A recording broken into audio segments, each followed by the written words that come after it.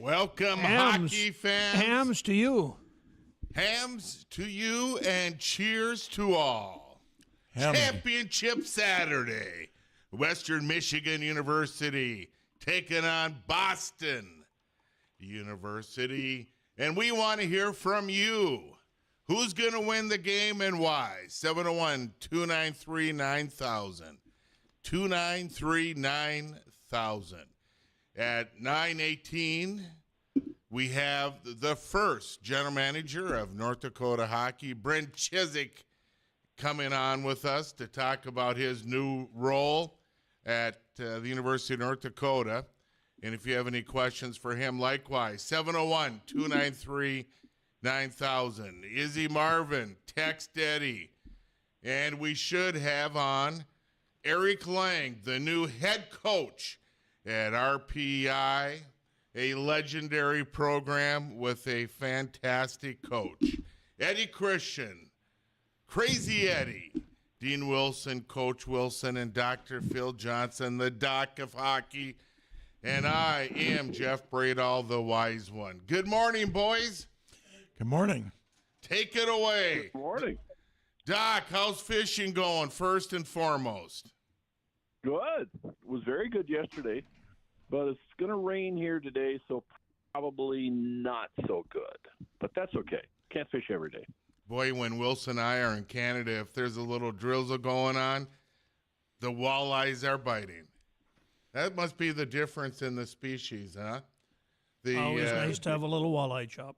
Absolutely. Hey, so a big shout-out to Isaac Howard for winning the Hobie Baker. For sure. Very well deserved. Good player. Nice to see somebody that's not in the championship get rewarded for how they play, not just making it who can get the farthest in the NCAA. Now, Phil, am I correct here? Did he play at Duluth too? Before? That's a good question. I don't know. I think believe he did, yeah. I think he was at Duluth don't know before that. he went to Michigan State. Supporting now the transfer portal has the first Hobie Baker. Yeah, like that's what I'm thinking. I'm going, wow, this guy. And I don't know, the years played out. I think it was it 22, 23. I think he played for the Bulldogs. Oh, that's a deep one. You pulled that one out of your pocket, Wills. Well, you have, did you work with him in any international competition, Doc? No, I did not. But I know, I'm trying to remember if he was at one of the evaluation camps, and I don't think he was. It seems to me he was kind of a late bloomer, too. If you connect the dots, Sandy was involved in USA Hockey about the time he was transferring away, so sometimes the politics gets in the way of the player. Yep. 2023, he was at Duluth. Ooh, Wills. That is very impressive, Doc, isn't it? Want me to even get heavier for you? He's from Wisconsin. You're learning. Wills, you're learning. So he's a muskie fisherman. Yeah, he's goes from musky. Wisconsin. Valley Imports. We appreciate you being the presenting sponsor. You have the Valley Pre-Owned, Valley Imports, your best price leader in the region. Find your next vehicle at valleyimports.com. 701. He could be a steelhead fisherman, the Brule River there in northern Wisconsin. Yeah, they've got some good trout fishing up in that area, too. 701-293-9000. We want to hear from you as who's going to win the game tonight. And some coaching carousels going on. Ed, why don't you explain AIC, RPI? I'm wearing an RPI jersey today. Thanks, David McCarthy, for supplying the hockey guys with the attire this morning. Some things come back in life, so the RPI came out of the closet. Eric Lang was named coach at RPI, Rensselaer Polytechnic Institute. So AIC dropped their D1 program. Didn't take long for Mr. Lang to be employed and will be at RPI, which is a great fit for them. And an infamous coach, Mike Odessa. Spent a lot of time. He was not there the last couple of years. But, yeah, the people on the East Coast say big shoes to fill. But yet I think they're pretty excited to have a guy like Eric Lang coming in. Boy, when you're I read through the social media post before Langer was named. Boy, the fans really wanted Eric Lang as their next coach big time.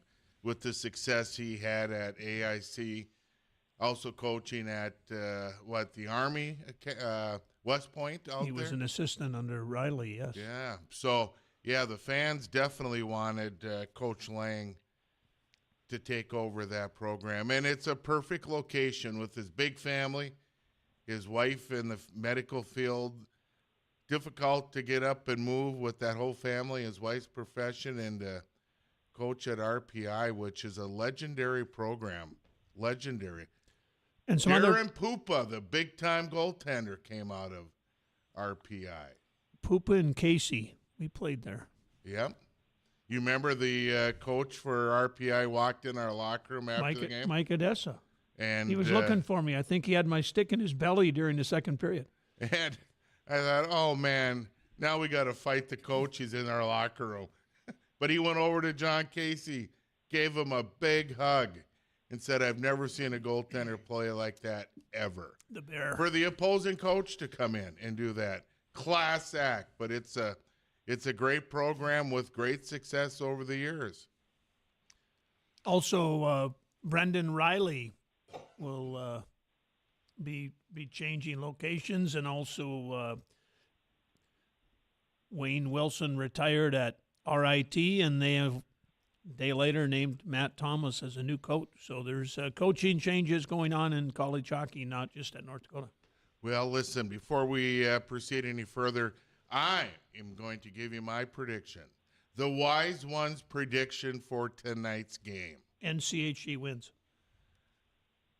Ladies and gentlemen, you've heard it here. Place your bets or don't place your bets. But you look at the parts of Boston University, the quality players they have, they've got the parts. But when you look at Western Michigan's lineup, the sum is greater than the parts on their team. They are a team. They're not going to rely on one player to put the puck in the net. They play defense. Had double shots against their opponents in the last game. So I put against Denver, which was very unique, I put my favorite winner in tonight's game. The sum, the team is better than the parts of the individual players. Western Michigan pulls off their first national championship. Doc Johnson, you're next. I think you got to go with Western. They're definitely on a roll. I like their forward group. They're really strong. They're quick. They're snipers, and I think their goaltender, even though he's a freshman, he's awesome, and he's from Fargo, and he's played the Fargo Force. So I think you got to go. You got to go with the Broncos. Descendant of the Marvin tree. Wills. Mine was early in the season, and we always smile about that. But Western Michigan, for me, all season long has been the most consistent. Teams have been up and down all year long. Denver was down, then they got strong at the end, But Western Michigan, for me, has been the most consistent, so I'm going with Western Michigan. Big Eddie. Crazy Eddie. If you were to tell me who the And you officiating only got crew 10 is, seconds. who is the officiating crew, it'll determine the game. Either they're going to let Michigan play heavy or they're going to call every penalty. We haven't seen penalty calls all year, so do they want BU or do they want to have the NCHC They showed the crew there. I could read them to you. How they call the game will determine the outcome. I want Western. I'm not sure who will come out of it. And we'll be back at 9:18 with General Manager Brent Chiswick. Thanks to Beverage Wholesalers, the intermission sponsor. And here's a hams to you. You got time to actually have one. You have 3 minutes, Will. So let's do them.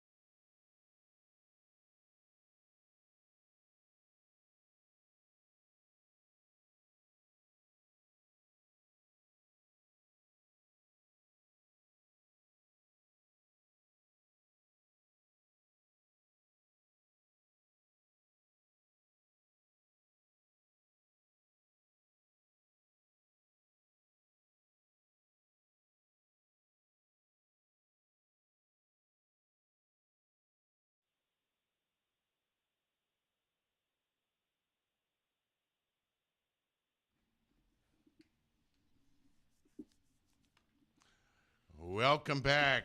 The first general manager of North Dakota hockey was named, and that person is Bryn Chiswick.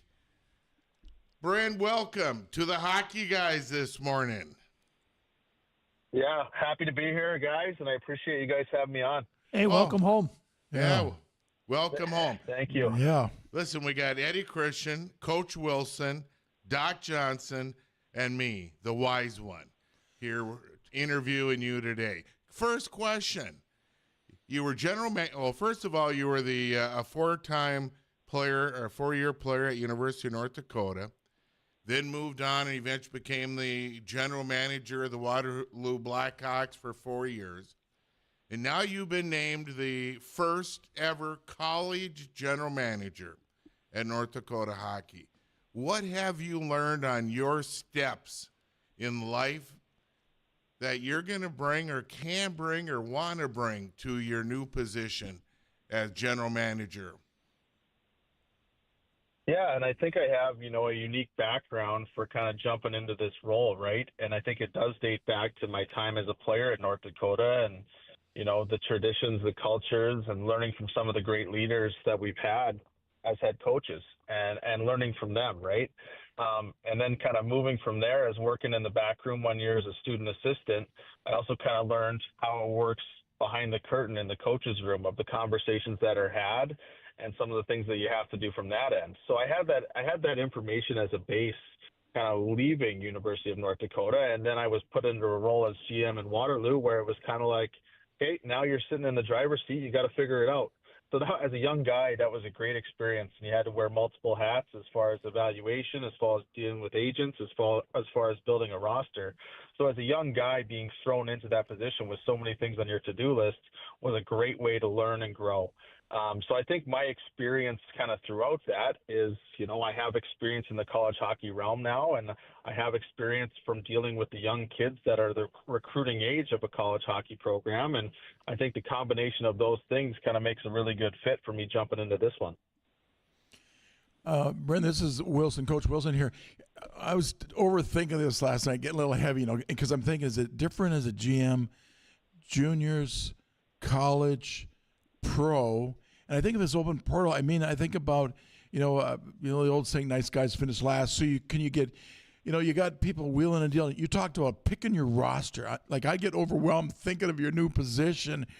Who do you bring in? I mean, you have these conversations with Dane Jackson, obviously, and the staff.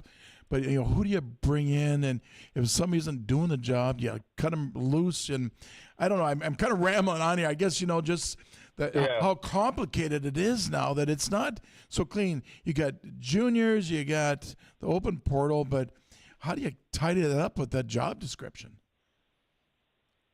Yeah, and I think it is complicated to start, right? It is a complicated. Yeah, sorry for the windy thing, but no, it's all good. And I think Coach Jackson has made it clear that getting back to growing players from within the program of freshmen that fit our identity and what we're looking for and growing with them. So I think getting back a little bit to that of finding guys that are ingrained in the program and working them with maybe as a freshman they go through some struggles, but growing with those players in junior and senior, have ties and want to win a national championship, right? They're all in because of their time spent earlier. So I think getting back to that a little bit now as we shift towards next year, there's a lot of moving parts and trying to round it out. But we're working hard in the back room to try and get that squared away. When I coach, I'd have, I always told my guys, January 1st, you audition. After that, we got to roll with it. And sometimes you'll bring in a guy that fundamentally is solid, skill-wise, but ice present, hockey IQ, just not doing it for you. And that's tough because you want to develop those players. But, when I'm getting back to, what do you look for? How do you cut the guy loose? Or I don't know. Yeah, and I think a lot of that is your confidence in your evaluation as a recruit, right? Like if you've checked all your boxes and done enough work on a kid, there should be less and less of that where you're shocked on where a guy ends up in the second half, right? That usually means there was an error in the evaluation process on the front end. So being extremely detailed and diligent when we're bringing players into our program, should avoid the conversation you're kind of bringing up of cutting loose and, because if you have all your boxes checked when bringing bring someone in, there's less and less of that, in my opinion. Yeah, for sure. Doc Phil Johnson, you're up, buddy. Brent, congratulations on the position. My question is, there's two questions. Obviously, North Dakota has not been kind of where they want to be over the last few years. How do you envision your role? And this is a new role, and I think it's going to take some time for people to understand what your position really is. How is it that you coming back to North Dakota are going to help us elevate that program back to national recognition? I mean, it is nationally recognized, but I mean, you know what I'm saying, getting back to the Frozen Four, getting back to that elite level of teams. And secondly, you know, a lot of teams have these directors of hockey operations. So what is the difference between a general manager and the person that is in charge of hockey operations? For sure, great question. So I think the first part and something to realize is that, you know, with my role, it isn't a huge change in structure of a college hockey program. The difference is that as opposed to me having a responsibility to be there on a Friday, Saturday game night, you know, I'm going to be on the road. I'm going to be in the rink. And with the player pool growing in college hockey and with the transfer portal and with the power of agents in today's game, being in those rinks, bumping shoulders and having direct conversations is so crucial. So I think that's the one big change is that, you know, nobody's going to outwork us on the road. We're going to be in the rinks getting the information in a variety of ways, which should put us in a very advantageous position. So I think when you think about, you know, the normal structure of a college team, it's not crazy different from that. Just my responsibilities as far as coaching the team will be very minimal, and I'll be. Say, Bryn, we're losing you a little bit. If you're driving, pull over. If you're walking, take a deep breath. But we have to reconnect with you here. We'll see if it works a little better now. Go ahead, Bryn. Okay, you got me. You know what? Why don't we take a? Can we call you back in like 5 minutes, Bryn? Yeah, I'm stationary here, but absolutely. All right, and you know if you're downstairs at the Ralph, it's sometimes because we've had Brad on for years, and if he's downstairs, we lose signal a little bit. So listen, we're going to just hang up. Addison, can you call Bryn right back for us? And Addison will give you a call right back. Perfect. I'll be ready. Thanks, Bryn. But you know what? These are all the questions that The fans have. the fans have. Yeah, I've been around. I've received phone calls. What is Bryn's role? What's he going to do? All of that. So again, 701-293-9000, 701-293-9000. If you've got a question, you can get it right from the general manager's mouth. I think what's interesting, I'm confused, right? He made a comment. So when did college hockey not have assistants on the road recruiting? So this new structure that's in place in college hockey, does everybody need to be on the bench, or do we? No. We had AJ and Gino on the bench back in the day, right? Yeah, but I think it's different, Ed. I think that would alternate through some of the coaching staff. But I think with the responsibilities now that Dane Jackson has, or any head coach for a hockey program, to be able to remain focused on what their roles are and what their responsibilities, and not be spread so thin, I believe this gives less of that. I don't want to say it's not a lesser responsibility, but the major role goes to the general manager. Addison, did we get Bryn back on? You know what? We'll call Bryn after the commercial break and start the next period. But let's go, boys. what you're talking about, and you were right, Jeff. It's a different world back than it was then. Open portal, juniors. I think that the idea is genius about, like, Dr. Phil had a great question about hockey director, program director versus general manager. But me processing it as a former coach, very overwhelming to me. How do you manage that? And I like the idea, even though everybody likes to hit the ice and be with the team, right? I like the idea that you're on the road, you're hitting the pavement a lot harder because that's your main focus versus being on the ice at practice. And again, maybe Wills didn't do his homework, but Dauphin, we had a Dauphin teammate, Jeff, in college, and then Fargo Force. Bryn played for the Force. So when I said welcome home, he understands his country pretty well. So we appreciate our period sponsors, Citywide Electric. Experience you can trust for design, repair, and installation in any home or business I electrical love project. you, Wills. That's Citywide Electric, What ND.com. Eddie says, I love you, Wills. And we'll be back on the hockey guys and hopefully get Bryn back on here to keep things rolling. But we appreciate those of us that stick with us, and our sponsors are out there, and we appreciate it. So we'll be back here on the hockey guys.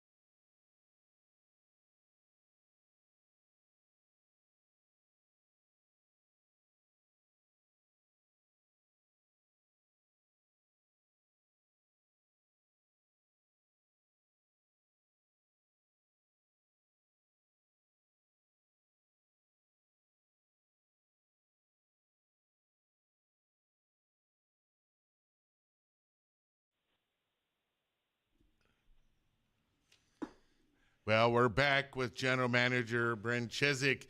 Hey, Bryn, before we pepper with a few more questions, you got to be impressed with sponsors Ham's Beer and Red Pepper.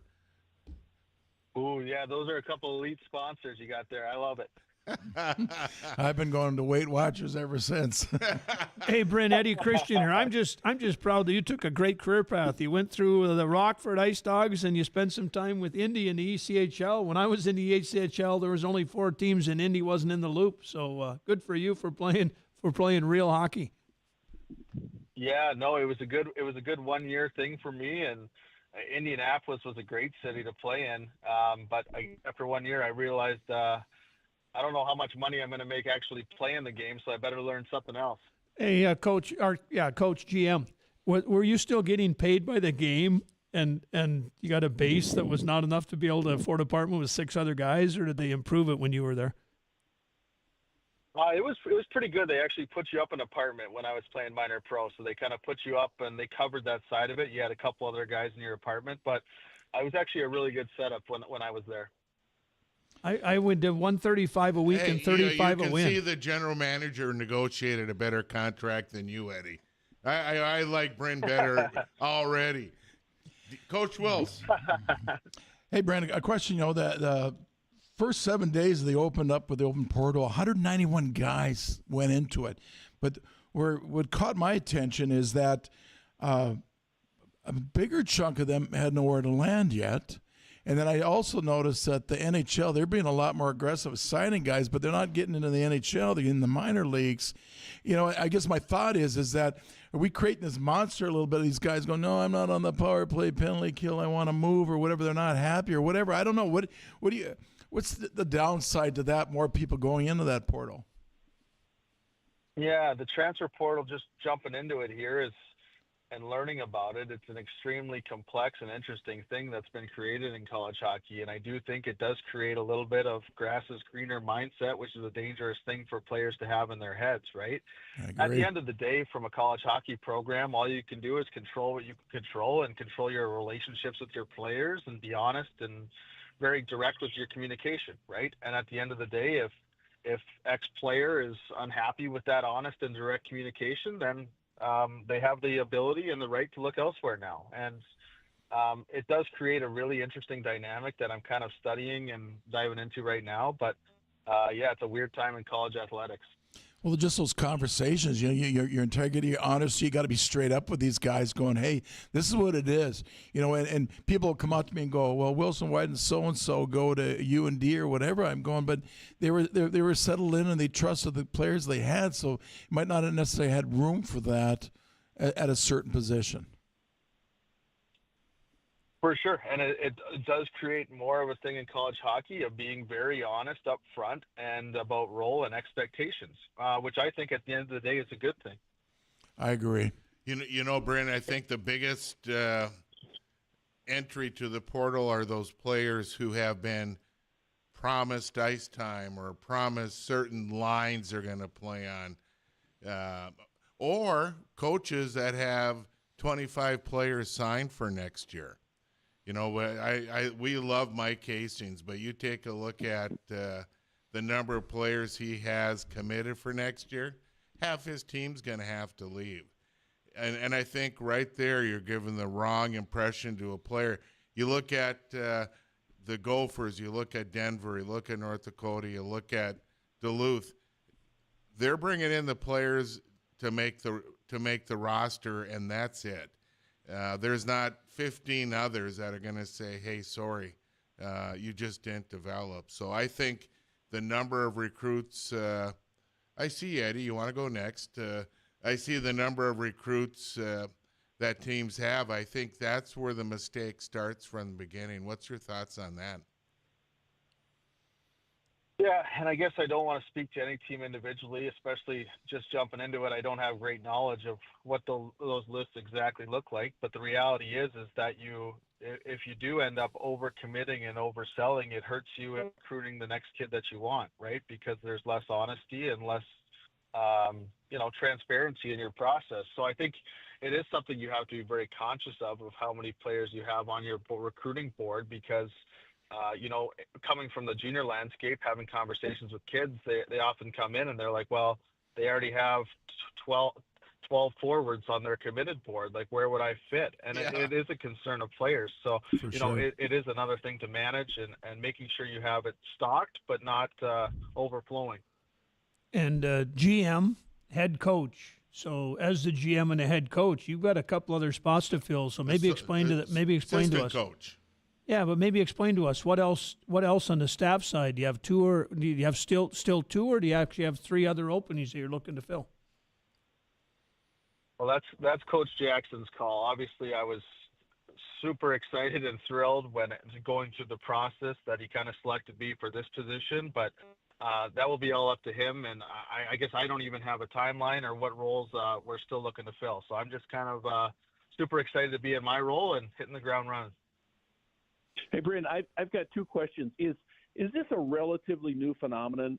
Because I'm not familiar that there's a lot of the other top leader Division I programs that have a general manager. I know they have the hockey operations, people. And my second question is, are we slowly or are we rapidly getting to a point where if a player goes into the portal, is there going to be some kind of compensation to the university back? Because these teams spend a lot of money on recruiting, on scholarship, everything else, and it's a gamble, obviously. But, we're getting to the point where money's starting to dictate a lot of what's going on in Division I sports, football, and certainly it's going to go down to hockey a little bit too. So I'm concerned that, where does this go? And do we need to limit the times that they can transfer like we did in the old days? You got one crack at it. I understand sometimes it doesn't work out once you get on campus, but to keep moving around, I was watching in basketball. There was a kid that had gone 3 different teams, and finally got onto the, championship game at Florida. So I guess I'm concerned, and as a GM, is there things that maybe you could look at down the line to try and limit a little bit of this portal stuff, because it's getting really difficult for a coach to field the lineup. And I think it's going to be a problem here pretty soon. Yeah, no, for sure. And lots to unpack there. And I think your first point of, my role and how it fits within college hockey, just with the expansion of players from the Canadian Hockey League, learning the player pool is an absolute mammoth now, right? And having somebody clearly set in that role, whether it's a director of recruiting or an assistant coach that is on the road 24/7, I do feel like will become the normal because the player pool is so large and just the information that you have to consume is massive, right? So I do see that trending. As to your second part there about where the landscape heads, if I'm being honest with you, I've jumped in this week and I'm trying to learn where we're at right now. So I don't have a great projection of where it goes. I will eventually have to learn that and project it so we can be prepared. But I think just hopping in, the focus has been on learning the current state. And, once things settle down here, I'll have to look at where maybe it projects to move from here and the different changes that maybe we can forecast that are going to come. And this is Wilson here, and I think it's genius that they added this position, and I'm happy for you, and I'm excited on the direction, but I think it's a genius and good move on the University of North Dakota. And I don't think they could have found a better person to fill that role with your experience, to be quite honest with you, Brent. And just to keep things a little bit in levity here, Jeff probably spent half of his childhood in Verdun because he was just a little southy in Minot. So Jeff's pretty familiar with your home country. Oh, well, Minot used to be our spring break trip every year growing up. So, boy, you guys were bored, huh? Yeah, no, we used to get down to the warm weather of Minot coming down from Verdun and hit up Shields during spring break. So Minot used to be the highlight of my childhood. Oh, that's a legendary spot. A lot of people from Brandon, Regina, Estevan, that's their vacation spot. And Brent, sure, 100%. Brent, simple question. My last question, I'm going to let you roll with it. What do you see North Dakota hockey has to do to get back to the old North Dakota style of play? Yeah, and I think when I just when somebody mentions North Dakota hockey to me, I think of the passionate fan base, and I think of the passionate history, and I think about the culture, and that's our advantage in this whole college hockey landscape. So having players that are bought into that and that are here for the right reasons and that get absolutely fired up when they see fans on the road trips, out supporting the home team, guys that come to North Dakota for those reasons, to be a part of something bigger than themselves. That is what I think of when I come to North Dakota hockey. When I was recruited here, I remember somebody saying the line, like, if you can come to North Dakota and see a game and see everything Grand Forks has to offer, and you choose a different school, well, you weren't for us anyway. And you're not the type of kid we're looking for. And that's something that I think that both Coach Jackson and myself want to use moving forward. It's like, if this isn't what you want, then it's probably not a fit for us anyways. Well, General Manager, Assistant Coach Bryn Chiswick, thank you for joining the Hockey Guys this morning. Anytime you want to be on our show, you let us know, and we'll bug you frequently to spread North Dakota hockey. Thank you. Thank you. I appreciate it, guys. Thank you. Thanks, Bryn. This intermission is sponsored by Gateway Chevrolet, where you can save big on a Chevy Silverado, Equinox, or Blazer. Go online at fargochevrolet.com. We also want to thank Fargo Forest, Bag & Strinden, Dakota Refrigeration, Welton's Tire Service, Carpet World, Halston Sinaski Wealth Management, and the Red Pepper. So we'll be back here to wrap things up on the Hockey Guys.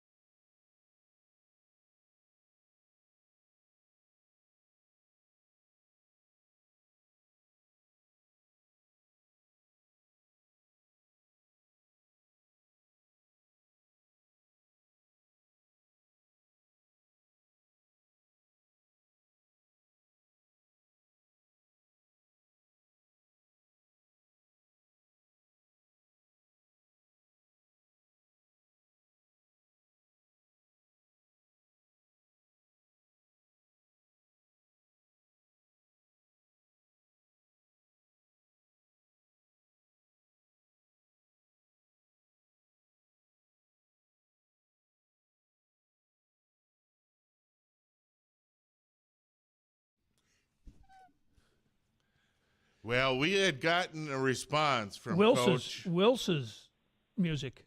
Yeah, Coach Eric Lang, the new head coach of RPI. He's making pancakes and eggs and bacon for his kids. He said next weekend to give him a call. Eddie. Hey, good morning from St. Louis. Izzy Marvin, how are you? Hi, Ed. I'm doing well. How are things? I'm good. I'm staring out my hotel window at a long barge going down the Mississippi River underneath the arc here. Did you float? Long way from War Road.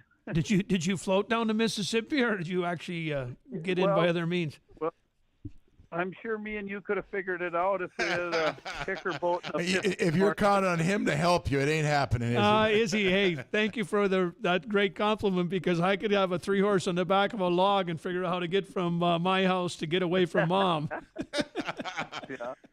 Yeah. Well, Izzy Marvin, let me, Jeff Bradall here. You're down in St. Louis, Western Michigan from the NCHC. You got Boston. You got two, they would be what, your nephews playing on Western Michigan? Yeah, actually, their grandmother's my oldest sister, so it's just easier to say nephews, I guess. Their mom is my niece, and I don't know what the technical or what the proper term is, but they're family, so it's been a lot of fun following their success, that's for sure. And you got to be proud. They unbelievable players. The forward, I think he's a senior, is literally a leader of that team.